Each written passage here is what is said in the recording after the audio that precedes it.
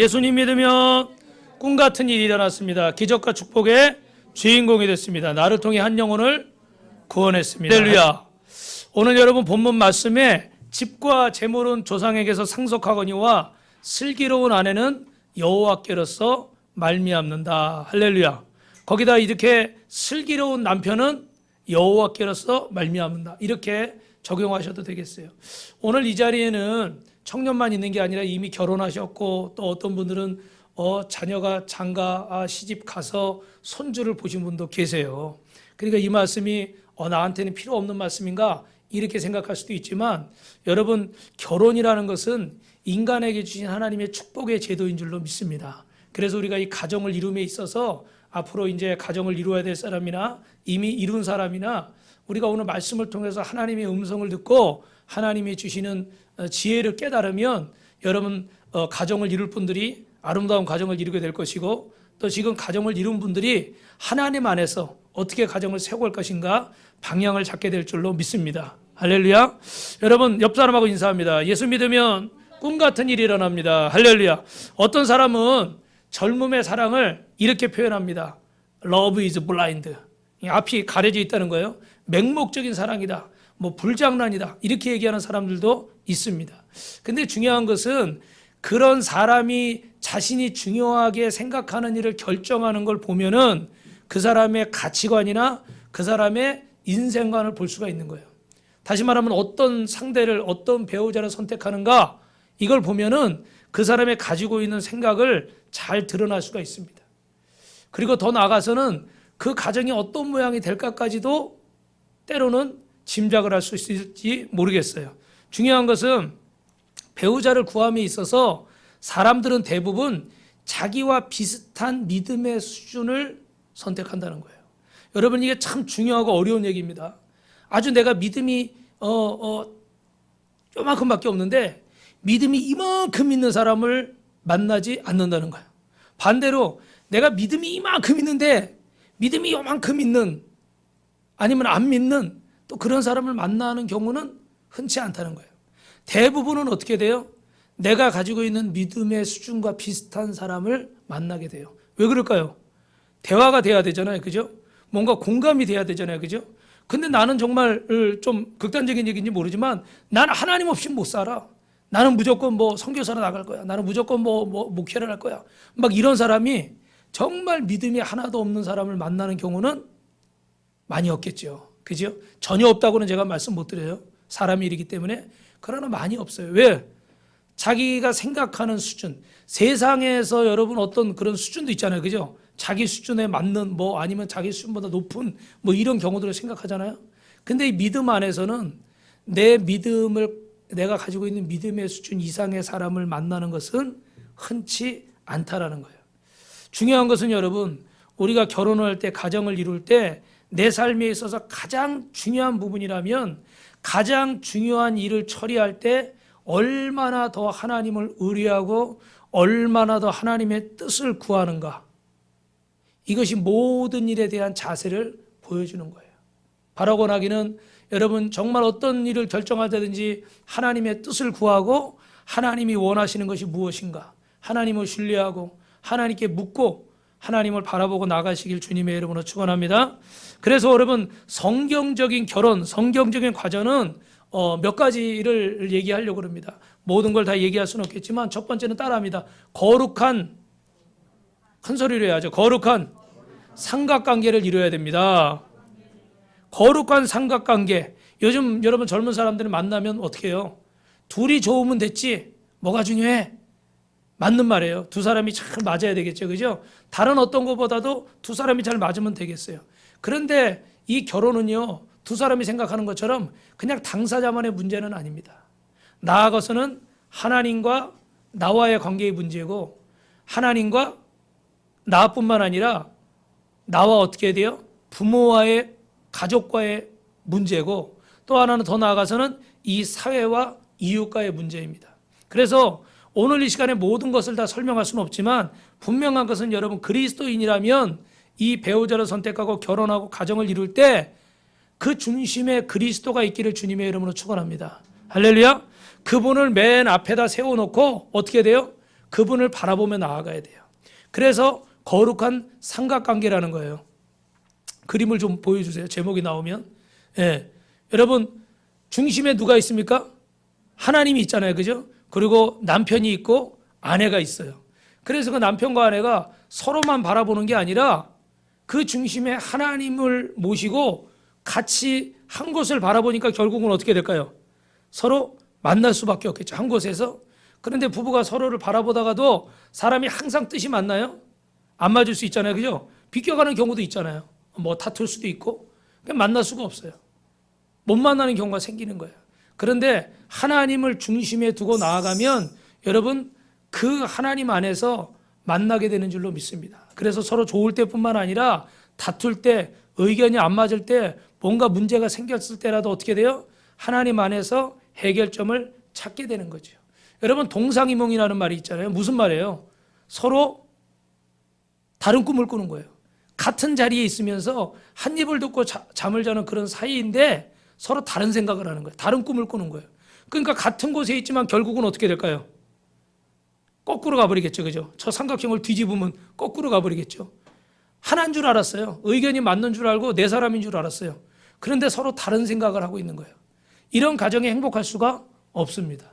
남편과 아내가, 자녀와 부모가, 형제가 서로 다른 생각을 할 수 있다면, 다른 생각을 하고 있다면 어떻게 그 가정이 행복할 수가 있겠어요?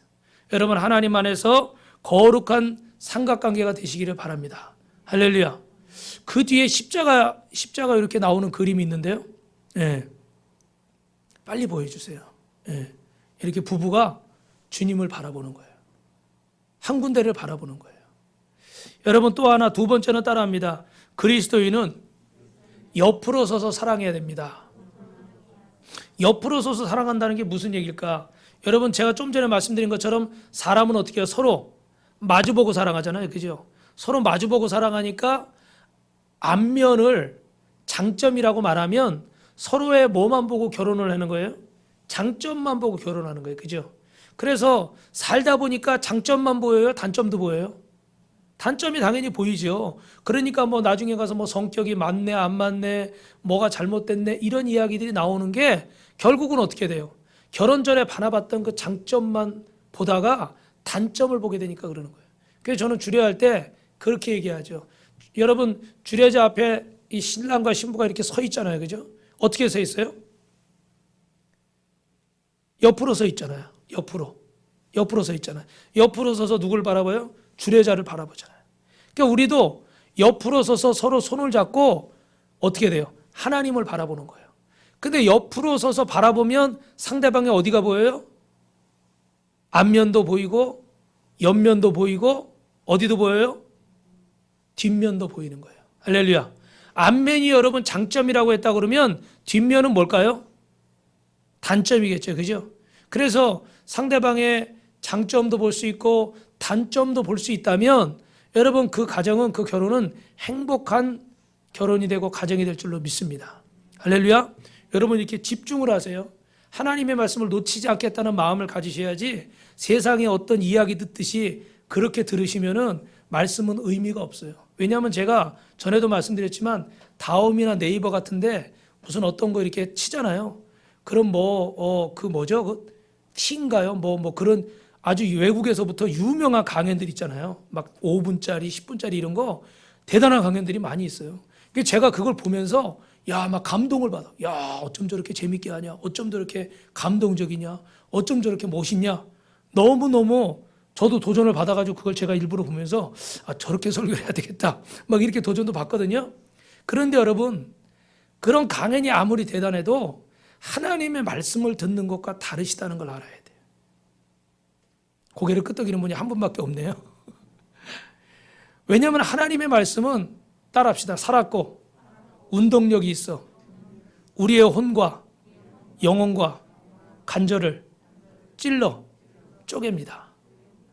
하나님 말씀은 살아서 운동력이 있어서 우리의 영혼과 간절을 찔러 쪼갠다고 그랬어요. 왜냐하면 이 말씀은 영의 말씀이기 때문에. 이 체험을 하신 분도 계실 거예요.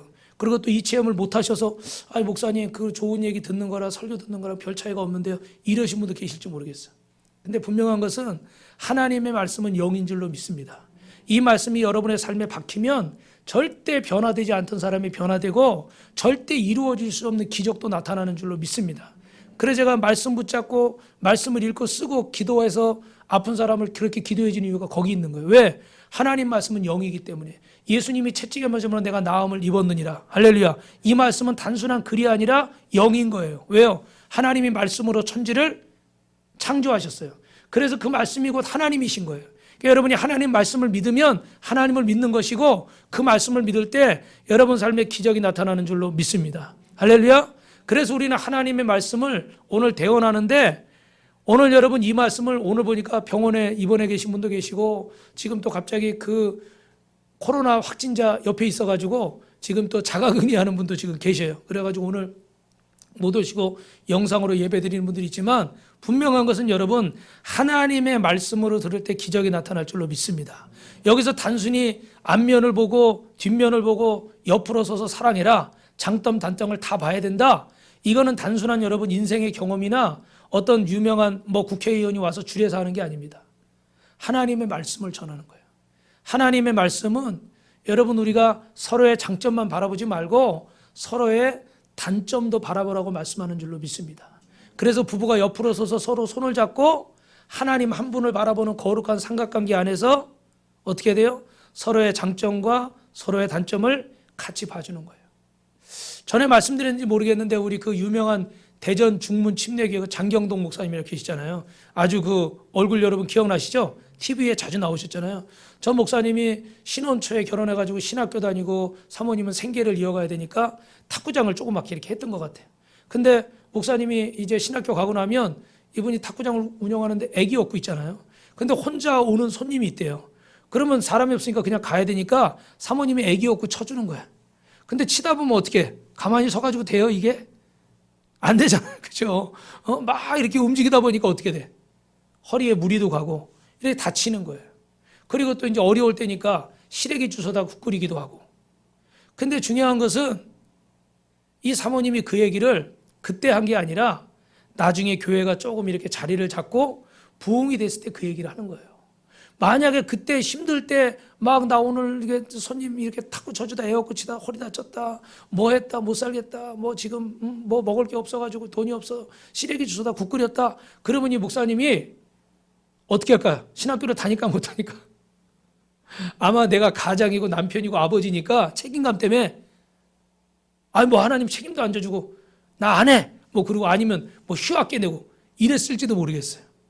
근데 그 어려울 때는 사모님이 참 이걸 하여튼간 힘든 가운데 감당을 하시고 조금 상황이 이제 좀 좋아졌을 때 이 얘기를 하니까 이게 다 추억이 되는 거야. 감사가 되는 거야. 할렐루야. 그러니까 나중엔 이렇게 우리가 힘들었는데도 하나님 안에서 이렇게 승리했다. 이런 간증이 되는 거죠. 그래서 여러분 정말로 이 사모님도 보니까 어릴 때 두 분이 어릴 때부터 서로 알아가지고 이렇게 친구처럼 지내다 연애해서 결혼을 했대요. 그러니까 이렇게 가정을 이루면서도 앞면만 보고 장점만 보고 결혼을 했다고 그러면 나 이 사람 만나서 행복할 줄 알았는데 내 행복을 책임을 안 져? 행복을 책임을 안 져? 이러면 어떻게 돼요? 가정이 분란이 있겠죠. 그런데 어떻게 돼요? 이 사람을 통해서 이 사람 만나서 행복하기도 하고 또 이 사람이 어떻게 돼요? 이 연약한 부분도 내가 감당하겠다는 마음을 가지고 있는 거죠. 그러니까 이 가정이 행복하게 이루어지는 거예요. 이미 여러분 결혼하신 성도님들도 이 얘기에 아마 고개를 끄덕이실 거예요. 내가 이 사람 만나서 행복하기만 생각한다 그러면 아마 그 가정이 유지가 안 됐을 거예요. 근데 어떻게 돼요? 그의 단점도 감싸주고 그의 연약한 부분도 내가 함께 해주고 또 상대방도 마찬가지죠. 그죠? 이런 게 되어지니까 지금 가정이 이루어지고 그 안에 행복이 있는 것이지 이것이 되어지지 않으면 그 가정에 행복할 수가 없겠죠. 그래서 여러분 조금 뒤에 나왔던 그 사진을 보시면 뒤에 사진은 부산 수영로교회 정필도 목사님이신데 이분도 연세가 많으셔서 이제 은퇴하셨어요. 근데 그 뒤에 계신 사모님이 이분들이 쓴 책 중에 교회는 무릎으로 세워진다는 책이 있어요. 그래서 제가 그 책 읽어보니까 그 뒤에 사모님 간증이 나오더라고. 어떤 간증이 나오냐면 목사님이 너무 막 바쁘시고 막 밤늦게까지 뭐 하시고 새벽에도 막 제대로 못 주무시고 이러니까 사모님이 아이들하고 막 열심히 막 그냥 건넌방에서 기도를 하신 거예요. 건강하게 해달라고. 그런데 어느 날 그런 생각이 들더래요. 내가 정말 이 남편이 목사로서 주의 종으로서 정말 사역을 잘 감당하게 건강하라고 기도를 하는 건지, 아니면은 이 남편이 잘못되면 내가 과부가 되고 우리 애들하고 나는 어떻게 먹고 사나, 이 생각을 해서 내가 기도를 하는 건지 어느 순간 고민이 되더래요. 근데 가만 생각해 보니까 전자보다는 후자 쪽이 강하다는 거예요. 이 남편이 정말 하나님 안에서 주의 종으로서 뭐 이런 거보다는 이 남편이 잘못되면 나도 잘못되지, 우리 애들은 어떻게, 이 생각이 더 많더라는 거예요. 근데 사모님이 그때부터 하나님 앞에 그 남편을 맡겨드리고, 결혼하게 하신 분도 하나님이시고 이 가정을 지키시는 분도 하나님이시고 나를 지키고 내 자녀를 지키실 분도 하나님이시다. 할렐루야. 그래서 그때부터는 정말로 그 바른 기도를 하게 됐다는 거예요. 오늘 이 이야기를 들으시면서 목사님 무슨 차이가 있어요? 이러실 분도 계실지 모르겠어요. 근데 참 차이가 없는 것 같지만 굉장히 중요한 차이죠. 하나님을 바라보고 기도하느냐, 사람을 바라보고 기도하느냐.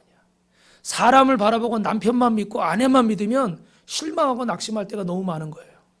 부모만 바라보고 자식만 바라보고 형제만 바라보면 실망할 때가 너무 많은 거예요. 그래서 막 배신감을 느끼고 상처를 받고 미워하고 심지어는 증오하고 서로 갈라서고 이런 일이 생기는 거예요. 그런데 아까 그 영상에 그 목사님 재밌죠, 그죠? 예. 자기가 찍은 여자는 한 번도 놓친 적이 없대잖아요. 근데 그 목사님이 참 이렇게 위트가 있으신데, 그 목사님도 하시는 말씀이 그거잖아요. 하나님 안에서 만나면 행복하다. 할렐루야. 사람의 조건만 보고 만나려고 그러면 불행해질 수 있는 거예요. 왜? 내가 원하는 그림이 안 나오니까. 그런데 하나님 안에서 만나니까 이 가정이 행복하게 세워지더라는 거예요. 그래서 그리스도인들은 여러분 옆으로 서서 사랑하시기를 주님의 이름으로 축원합니다. 말년에 리빙스턴, 아프리카의 선교사 리빙스턴은 봉사의 삶을 아름다운 글로 묘사했는데 이런 얘기를 했습니다. 사람들은 내가 내 일생에 대부분을 아프리카에서 보내고 치른 희생에 대해서 이야기한다. 그러나 하나님께 진 큰 빚, 결코 갚을 수 없는 그 빚의 극히 일부를 갚은 것에 불과한 것이 희생이라고 할 수 있겠는가? 그런 생각으로 희생이라는 말은 집어치우라. 그것은 결코 희생이 아니다. 그보다는 특권이라고 해 주십시오. 나는 결코 희생하지 않았습니다. 자기 아버지의 독자를 높이신 그분께서 우리를 위해 스스로 대속하신 그 희생을, 그 십자가의 희생을 기억한다면 도저히 이렇게 말해서는 안 될 것입니다. 할렐루야. 자신이 아프리카에 가서 선교하다가 사자에게 물려서 막 팔이 못 쓰게 되고 이렇게 되는 큰 고통을 겪으니까 사람들이, 야, 당신은 주님을 위해서 그렇게 희생하면서 하니까 대단한 사람입니다. 이렇게 얘기하더라는 거예요. 그런데 리빙스턴은 정작 뭐라고요? 나는 희생하지 않았습니다.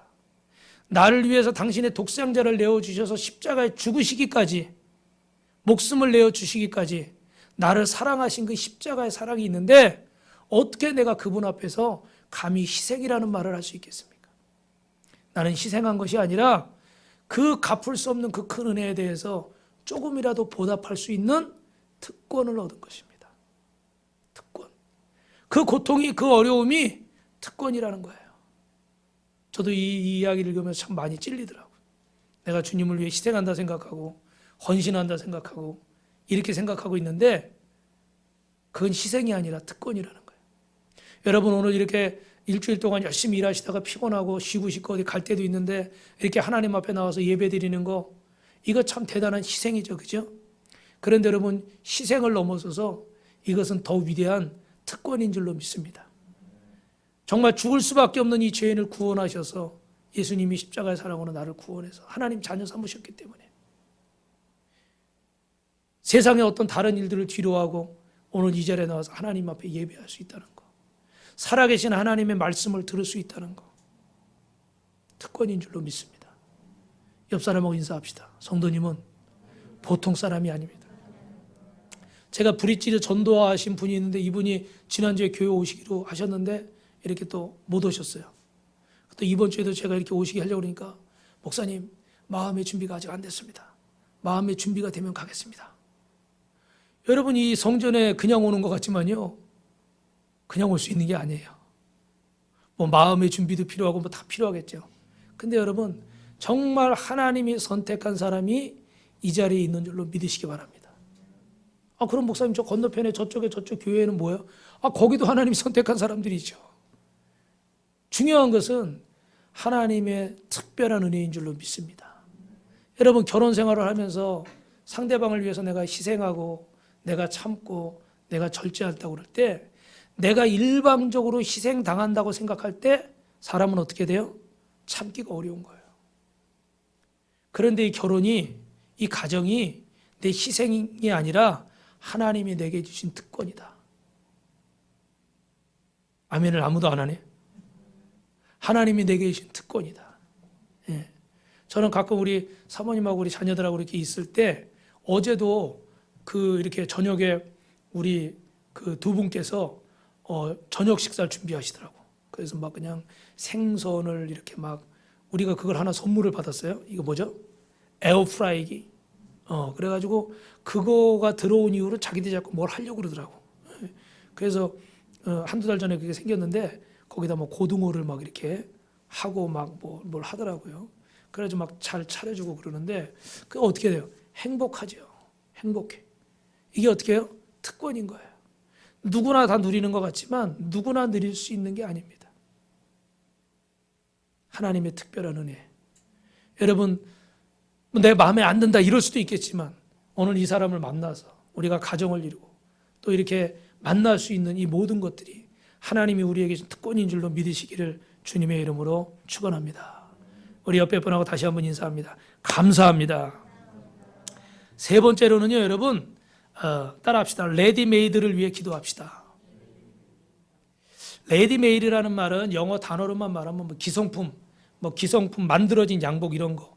근데 또 여기서는 보니까 만들어진 것에다가 딱 이렇게 에디터하게 특별하게 한정판으로 만들어서 특별한 이런 물건들을 또 지칭하기도 하는데, 어떤 이야기냐면 여러분, 결혼은 사람을 변화시키는 좋은 기회가 아니다.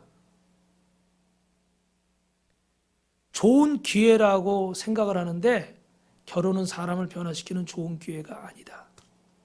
많은 젊은이들이 결혼을 통해서 사람이 변화될 수 있다는 환상을 가지고 있습니다. 물론 그런 경우도 있습니다.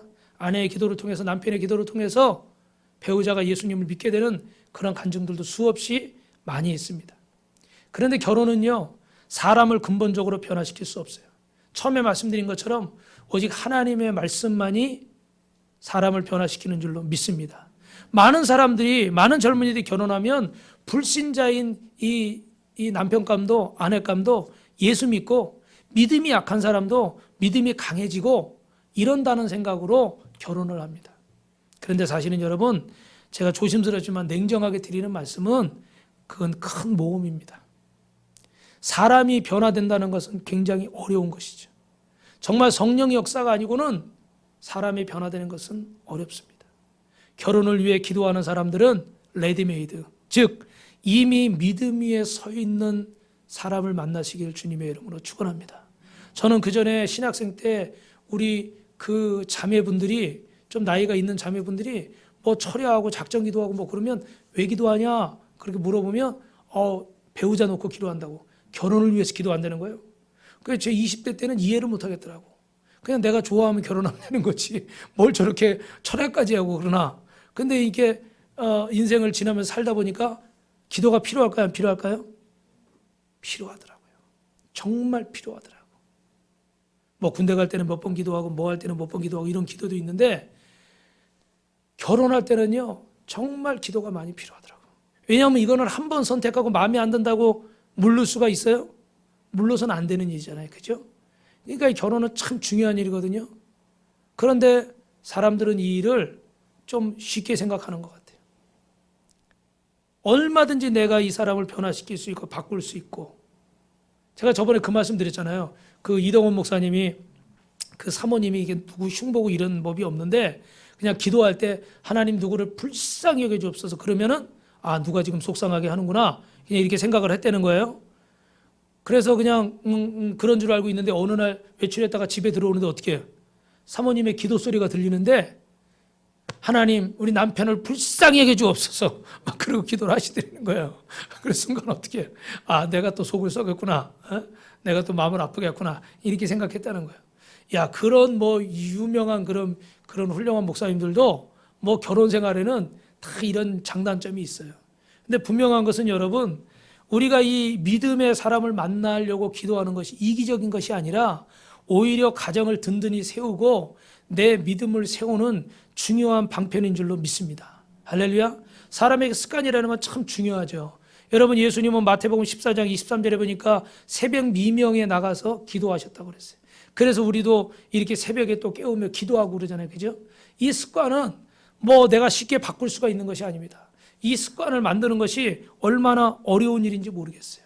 그런데 한순간에 그냥 믿는 사람을 만났다고 한순간에 그 배우자가 믿음 없는 사람이 막 변화되고 그러질 않습니다. 제가 그 주례했던 청년 중에 기억나는 한 청년은 청년부 자매가 회장이었어요. 자매가 회장이니까 여러분 얼마나 이 자매가 똑똑하게 열심히 했겠어요. 그래서 그 외국계 보험회사 다니던 그 청년을 만났어요. 조금 늦게 만났어요. 30이 넘어서 만났는데 그 청년이 6개월 동안 막 같이 데이트하면서 교회 와서 토요일 날 와서 예배드리고 막 이렇게 잘했습니다. 예. 그런데 이렇게 결혼하는데 제가 주례를 이렇게 하려고 그러는데 신랑 남편이 이렇게 오더라고요. 아니 남편이란다. 신랑 남편이 그 사람이 신랑 아버지가 이렇게 오더라고요. 그래서 저는 처음 봤으니까 인사를 하려고 그러는 줄 알고 이게 착 자세를 취하고 이렇게 있는데 오더니 이분이 인사도 제대로 하지 않고 뭐 인사도 없어요. 그러더니 뭐냐면 내 친구들도 저쪽에 교회 다니고 목사들도 있는데 찬송을 좀 부르지 말라달래. 기독교식으로 하기로 해가지고 이렇게 이런 순서지 주보처럼 만들어서 이렇게 진행하는데 찬송 좀 부르지 말라는 거예요. 그 순간 저는 굉장히 놀랐어. 야 신랑 아버지가 와서 이 중요한 날 처음 보는 주례 목사님한테 인사를 하는 게 아니라 찬송 부르지 말라고. 그것도 자기 친구, 자기 뭐 옆에 목사들 많이 있는데 나 알 건 다 안다 이거야 자기 말은. 그래서 제가 어떻게 했겠어요? 마음으로는 또 저분 이야기를 들려드려야 될 것 같지만 이 축복하는 자리잖아요. 그때 하나님 앞에 찬양을 올려드려야 된다 생각해서 찬양을 불렀어요. 오늘처럼 3절까지 못 부르고 1절만 불렀어요. 그리고 예식을 마치고 이렇게 식사하러 위에 올라가 있는데 그 아버님이랑 이렇게 올라오시더라고요. 그러면 끝나고 어떻게 해야 돼요? 아유 오늘 감사했다고 이리 인사를 하잖아요. 그죠? 탁 쳐다보고 절로 가더라고. 야, 난 또 그런 체험은 처음인데 참 기분이 거시기 하더라고. 거시기의 뜻은 32,500가지니까 여러분이 해석하시면 되는데 이 말씀을 드리려는 거예요. 그래 처음에 첫째 주, 둘째 주 이렇게 교회를 신랑하고 오더라고요. 근데 이제 계속 목사님 이번 주에 무슨 일이 있어서 보니까 다 어떻게 여자분들은 어떻게 결혼하면 시댁에 걔 일요일이면 어떻게 처음이니까 수시로 가는 거예요. 수시로. 그러니까 이 자매가 청년부 회장까지 한 분이고 그래도 정말 구원의 확신이 있는 분이잖아요. 그죠? 다른 사람을 리더했던 사람이잖아요. 그리고 연애하기 전에 6개월 정도를 이렇게 같이 예배도 다니고 근데 여러분 믿음이라는 게 6개월 다녔다고 생기고 6년 다녔다고 생기는 게 아니에요. 한 번 예배 드리고도 정말 하나님을 만날 수 있고 6년을 다녀도 하나님이 살아계심을 체험 못하면 그냥 몸만 왔다 갔다 하는. 물론 오는 것까지 올 수 있다면 그 소중한 거예요. 근데 중요한 것은 그 믿음이 없으니까 그 신랑감의 우선순위는 세상 것에 가 있잖아요. 그죠? 그러니까 결혼을 하고 나서는 이게 컨트롤이 안 되는 거예요. 그런 경우는 여러분 뭐 얘기하자면 너무나 많을 거고 여러분도 그런 것들을 겪으셨을 거예요. 근데 이걸 여러분 그냥 좋다 나쁘다 그런 얘기를 하려는 것이 아니라 그만큼 이건 어려운 일이라는 거예요. 그래서 이미 가정을 이루신 분들은 믿지 않는 가족이 있다면 배우자가 있다면 그 배우자를 위해서 더 열심히 내가 잘못했구나 이 생각을 하는 게 아니라 더 열심히 내가 기도를 하셔야 되는 거고 그리고 만약에 아직 결혼하지 않은 젊은 분들은 이 배우자를 선택할 때 여러분 배우자를 위해서 결혼을 위해서 기도를 많이 하시기 바랍니다. 할렐루야. 그 기도를 많이 하는 건 욕심이 아니에요. 하나님 이런 사람 만나게 해주시 그건 욕심이 아니에요. 내 바람인 거예요. 하나님 안에서 그건 가능한 일인 거예요. 그래서 여러분이 정말로 그 믿음을 새롭게 세우는 사람을 만나는 것도 중요하겠지만 여러분 세워진 믿음에 성숙한 사람을 만날 때 여러분의 신앙에도 더 큰 은혜가 있을 줄로 믿습니다. 그래서 마지막으로 여러분 기억하실 것은 당연한 얘기지만 따라합니다. 결혼은 사람과 하는 것입니다. 왜 여러분 이런 말씀을 드리겠어요? 결혼을 사람과 해야 되는데 제가 마지막 제목은 적어놓지는 않았는데 설교 노트에 결혼은 사람과 하는 것입니다. 왜냐하면 결혼을 하는데 너무 불행한 경우는 뭐냐면 주변의 액세서리들하고 결혼하는 거예요. 우리 그리스도인들은 그렇지 않겠지만 대부분의 사람들은 상대의 재산이나 지위나 학벌이나 또 어떻게 돼요? 지지난주에 제가 설교한 것처럼 인물, 이쁘기만 하면 돼. 한글 몰라도 돼. 내가 가르치면 되지. 뭐 이런 자세를 가지고 그냥 인물만 보고 저도 인물을 굉장히 많이 봤어요. 반응들이 별로 없네 사모님. 예, 막 깔깔할 줄 알았더니 저도 인물을 굉장히 많이 봤어. 여러분 인물도 중요해요. 뭐 다른 것도 다 중요해요. 그런데 결혼은요 그 조건하고 하는 게 아니잖아요. 그런데 요새 결혼정보회사 이런 데 있잖아요. 다 뭡니까 결국은? 조건이죠. 너한테 맞는 조건을 골라라. 물론 이 조건이 서로 어느 정도 맞을 때 서로가 또 이렇게 평화를 유지할 수 있는 것도 분명히 있을 겁니다. 다 무시할 수는 없을 거예요. 그런데 이런 세상적인 조건만을 바라보고 배우자를 결정하고 또 그렇게 살아오고 있다면 어떻게 돼요? 그 뒷면에 단점에 실망하고 낙심해서 제가 아는 어떤 분은 정말 죄송하지만 속이고 결혼을 했어요. 거짓말을 많이 하신 것 같아요. 결혼할 때. 신혼여행 갔다 와서 계속 반지하에서 싸우다가 남자분이 한강 다리에서 투신하셨어요. 정말 잘생기고 인물도 좋고 또 이런 분인데 자기가 외국에서 좀 살았는데 그 외국에서 살았으니까 이게 증명을 못 하잖아요. 그러니까 여자분한테 거짓말을 많이 하셨던 것 같아요. 그러다 보니까 결혼을 해서 보니까 어떻게 돼요? 실체는 생각했던 게 아니잖아요. 둘이 싸우다 괴로워서 결국은 본인이 자살을 하더라고요. 본인이 속였으면서 본인이 또 자살을 해. 괴로우니까. 그래서 처음 그분 안타깝더라고요. 왜 그랬을까요? 왜 거짓말했을까요? 결혼은 사람과 하는 건데 자꾸 조건을 생각한 거예요. 그러니까 더 좋은 조건을 제시하고 싶으니까 없는 거를 있는 것처럼 거짓말하게 되고 결국은 그것이 자신의 목숨을 앗아가는 일까지 돼버렸어요. 여러분 다 그런 건 아니겠지만 많은 사람들이 이것 때문에 고통을 받고 있습니다. 여러분 말씀을 정리할까요? 성경은 요셉이 마리아를 만날 때도 하나님의 말씀에 순종했고 그 여인 데려오는 것을 두려워하지 말아라. 안 좋은 일이 있었잖아요. 그죠? 정혼했는데 정혼은 결혼하기 전에 약혼하고 나서 그 1년 정도 이렇게 따로 지내지만 결혼한 사이나 마찬가지인데 따로 지내는 거예요. 근데 그때 마리아가 성령으로 잉태돼서 예수님을 이렇게 갖게 되잖아요. 그러니까 사람들이 수근수근하고 막 그때 당시 이런 사람은 돌로 쳐 죽이고 이래야 되잖아요. 그런데 요셉이 조용히 끊으려고 하니까 어떻게 돼요? 천사가 나타나서 요셉아 오해하지 마라. 마리아가 어디 가서 이상한 행동을 한 것이 아니야. 하나님께서 이 땅을 구원할 메시아를 보내시기 위해서 성령으로 잉태되었다. 여러분 같으면 믿을 수 있겠어요? 이게 불가능한 일이잖아요. 그죠?